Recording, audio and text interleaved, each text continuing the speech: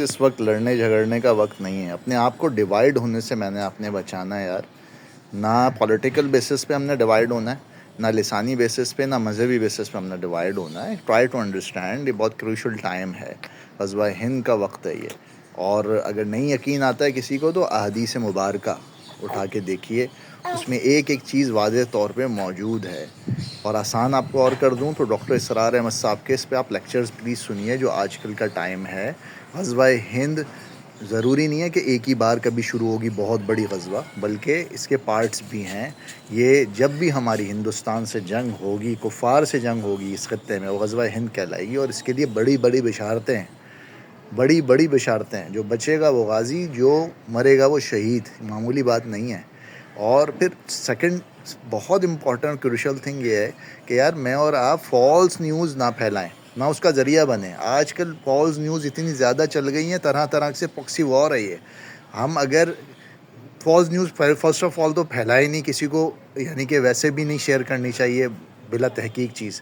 First of all اس کو تحقیق کر لیں, اس کو کسی نہ کسی جو صحیح آفیشیل ہے آپ کا, اگر کوئی جاننے والا نہیں ہے مجھے بھیجیں, میں آپ کو اس کو اتھینٹیکیٹ کر کے دوں گا.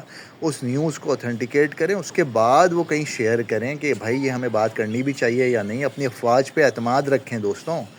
ہماری تینوں افواج فینومینل ہیں, ہم نے ان کے دانت کھٹے کیے ہیں نا, مٹی چٹائی ہے, تو انشاءاللہ آئندہ بھی چٹائیں گے, آپ فکر نہیں کریں. یہ پچھلے دنوں جو معاملات گزرے ہیں ہمارے کچھ سالوں میں, اس پہ یقیناً چیزیں کچھ ایسی ہوئی ہیں کہ جس پہ ہمارا اعتماد ہٹا ہوگا.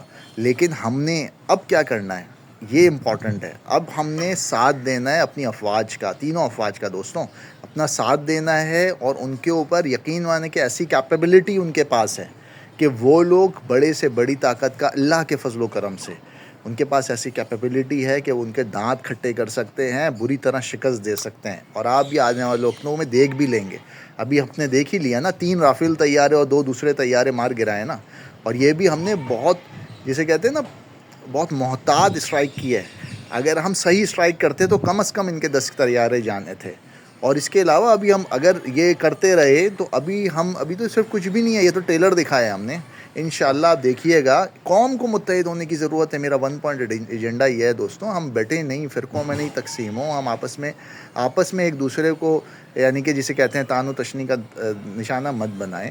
ہم اپنی افواج کا ساتھ دیں. اور سیکنڈ, فالس نیوزز مت پھیلائیں جب تک کہ اسے اوتھینٹیکیٹ نہ ہم کر لیں.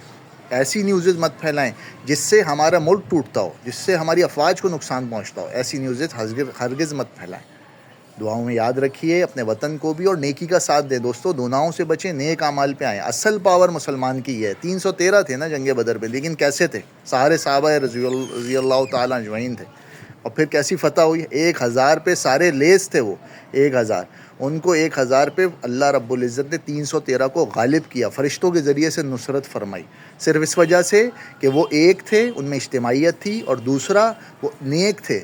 اللہ رب العزت کے پوری پارسائی کرنے والے تھے, پوری اوبیڈینسی کرنے والے تھے, اپنے نبی صلی اللہ علیہ وسلم کے حکموں پہ جان دینے والے تھے.